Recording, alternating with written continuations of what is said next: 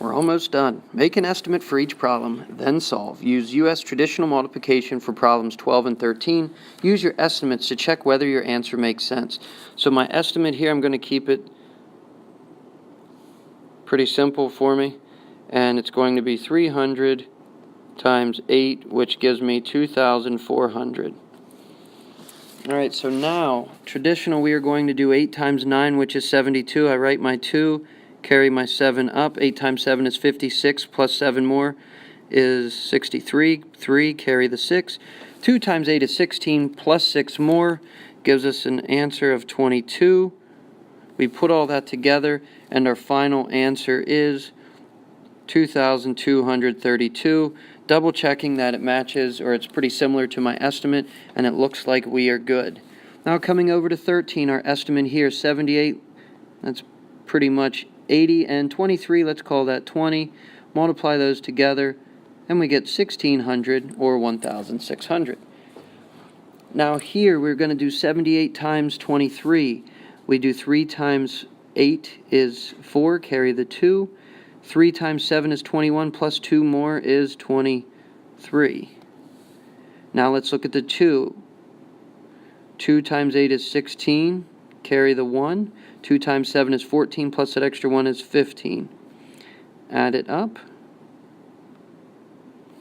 And the final answer is 1,794. Alright, now we have 2 division problems left. For my estimates, I actually drew some boxes here. This is something that I taught a few years ago. It's called a magnitude estimate. And when it comes to explaining how to estimate with division, this is what I found to be the easiest. So what we're going to do here, we're going to look at, does 7 go into 753 one time? So 1 times 7 is 7. That will fit. Let's do 7 times 10. 7 times 10 is 70. 70 will still fit into 753. 7 times 100 is 700, which still fits into 753.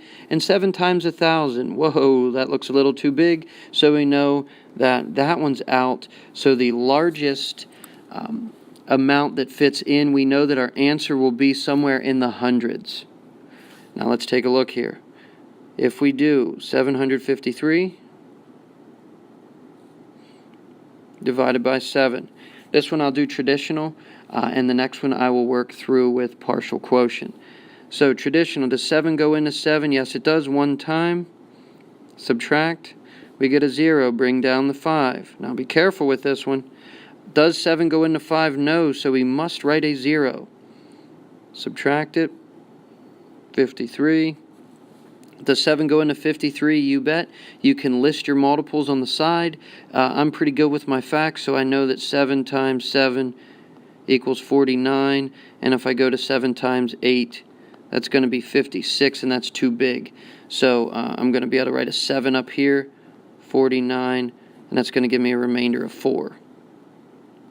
So my final answer is 107, remainder 4. Now let's take a look at 984 divided by 25. We must first do our estimate. Again, 25 times 1 is 25, which will fit into 984. 25 times 10 is 250. 25 times 100. Wait, that looks too big. So we realize that we don't need to go any further, and that our estimate, our answer is going to be somewhere in the tens. So let me set up this division problem, make a little room here. I'm going to erase some of my work from the previous problem.